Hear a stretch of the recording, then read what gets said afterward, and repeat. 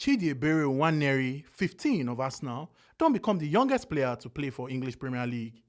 Ethan Chidibere Nwaneri will be English footballer with Igbo roots and he dey play for Arsenal Football Club. They born on March 21, 2007 for England. For September 18, 2022, Ethan Nwaneri played for the first time for English Premier League against Brentford to become the youngest player to ever play for Arsenal and youngest player to play for the top division for English football history. Nwaneri started his career for Arsenal as 9-year-old, can show ogbonge potentials as he can play for under 18 for just 14 years old.